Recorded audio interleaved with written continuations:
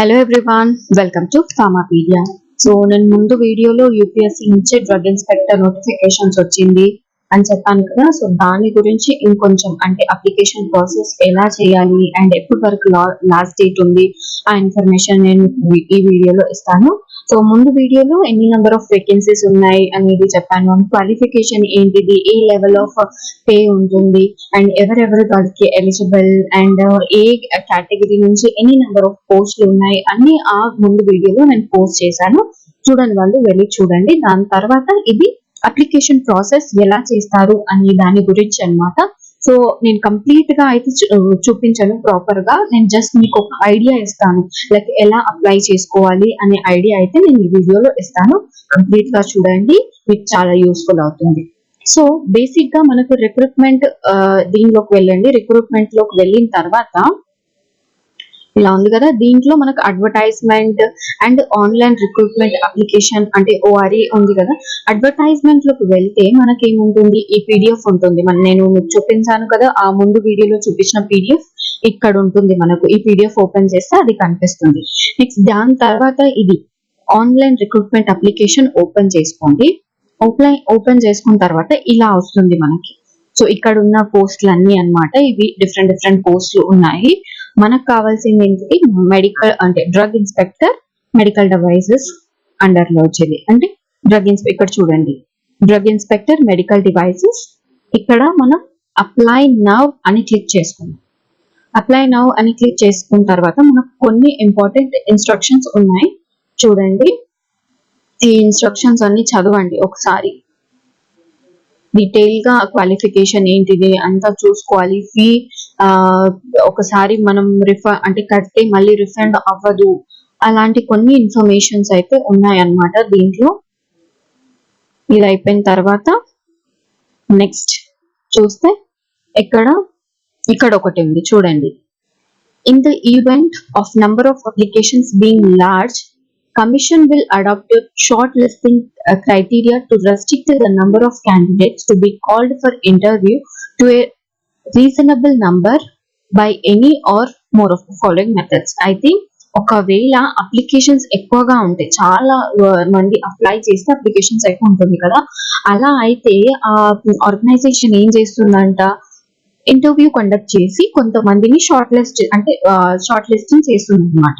So ఆ short listing దేని ప్రకారంగా ఉండొచ్చు అంటే, on the basis of desirable qualification and higher qualification and higher experience and by counting the experience before after and working experiences, వాటిని బట్టి అంటే qualification ఎంత ఉంది పర్టికులర్ పర్సన్ కి క్వాలిఫికేషన్ ఎంత ఉంది అండ్ వాళ్ళకి ఎక్స్పీరియన్స్ ఎలా ఉంది, ఇంతకు ముందు ఎలా వర్క్ చేశారు, ఎక్కడ వర్క్ చేశారు, దాన్ని బట్టి వాళ్ళు షార్ట్ లిస్టింగ్ చేస్తారనమాట. అండ్ అన్ని రిలవెంట్ డాక్యుమెంట్స్ అన్ని అప్లోడ్ చేయాలి. మనం అప్లికేషన్ చేసేటప్పుడు, అప్లికేషన్ ప్రాసెస్ అయ్యేటప్పుడు రిలవెంట్ డాక్యుమెంట్స్ అయితే అన్ని మనం అప్లోడ్ చేయాలన్నమాట. వాళ్ళు ఏమేమి అడుగుతున్నారు అన్ని అప్లోడ్ చేయాలి. తర్వాత నెక్స్ట్ లోకి వెళ్తే ఇక్కడ కూడా ఉంది, కొన్ని కండిషన్స్ ఉన్నాయి చూడండి. నేను ఇంపార్టెంట్ అయితే చెప్తున్నాను. తర్వాత ఇక్కడ అగ్రి చేసి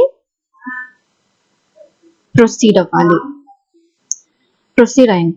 ఇప్పుడు ఇది ఏంటిది అంటే రిజిస్ట్రేషన్ ఐడి. అంటే ఆల్రెడీ మీరు యూపీఎస్సీ లో ఎప్పుడైనా రిజిస్టర్ అయి ఉంటే డైరెక్ట్ మీ రిజిస్ట్రేషన్ ఐడి ఇచ్చి మీరు ప్రొసీడ్ అవ్వచ్చు. రిజిస్ట్రేషన్ ఐడి ఇవ్వాలి, పాస్వర్డ్ ఇవ్వాలి.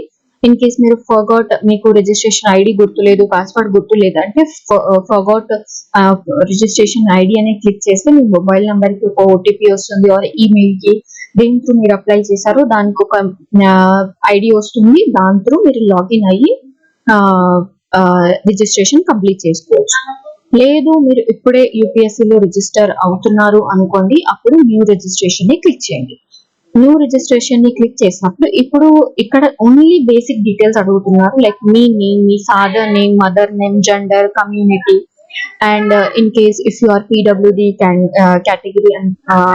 కేటగిరీలోకి వస్తే అది ఎస్ అంటే సెలెక్ట్ చేసుకోవాలి.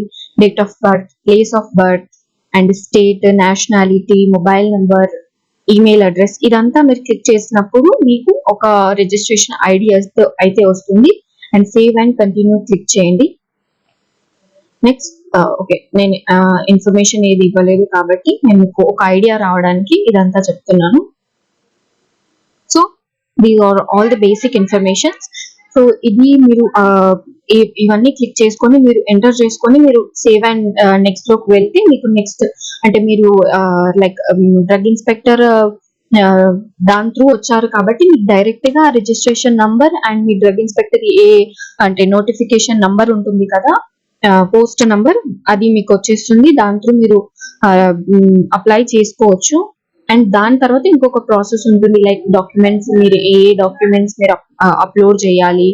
అండ్ మీరు ఇంకా లైక్ మీరు ఇంకా ఎక్స్ట్రా ఏమైనా సర్టిఫికేట్స్ ఉన్నాయా, మీరు జిపాట్ లో గేట్ లో క్వాలిఫైడ్ అండ్ నైపర్ లో క్వాలిఫైడ్ ఉంటే ఆ డాక్యుమెంట్స్ కూడా అప్లై అంటే అప్లోడ్ చేయొచ్చు. మీకు ఇంకేదైనా ఎక్స్పీరియన్స్ ఉందా, ఆల్రెడీ వర్క్ ఎక్స్పీరియన్స్ ఏదైనా ఉంటే అవి అప్లోడ్ చేయొచ్చు. అలాంటివి కొన్ని సర్టిఫికేట్స్ అప్లోడ్ చేసిన తర్వాత అప్లికేషన్ సబ్మిట్ చేసిన తర్వాత పేమెంట్ డీటెయిల్స్ అడుగుతారు, పేమెంట్ చేసుకోవాలి అప్పుడు. ఓకే, నేను మీకు మొత్తం ఇన్ఫర్మేషన్ అయితే ఇవ్వలేదు, బట్ మీకు ఒక ఐడియా అయితే ఇచ్చాను అనుకుంటున్నాను. అండ్ ఈ అప్లికేషన్ ప్రాసెస్ 24th ఈ మంత్ 24th ఆల్రెడీ స్టార్ట్ అయిపోయింది. సో రెస్ట్ 27 ఒక 3 days అయింది అప్లికేషన్ ప్రాసెస్ స్టార్ట్ అయ్యి. And I think 12th June వరకు లాస్ట్ డేట్ ఉందన్నమాట అప్లికేషన్ ప్రాసెస్ ఎండ్ అవ్వడానికి. సో అప్పటి వరకు యాజ్ సూన్ యాజ్ పాసిబుల్ మీరు అప్లై చేసుకోవడానికి చూడండి. అండ్ లార్జర్ ద ఎక్కువ అప్లికేషన్స్ ఉన్నాయనుకోండి, షార్ట్ లిస్టింగ్ అలా చేస్తారు. సో తొందరగా అప్లై చేసుకోవడానికి ట్రై చేయండి. And I hope this video is useful for you. And వేరే వాళ్ళకు కూడా షేర్ చేయండి, ఎవరికైతే అప్లికేషన్ ఎలా చేసుకోవాలి అనే ఐడియా లేకపోతే వాళ్ళకు కూడా ఐడియా వస్తుంది. And thank you.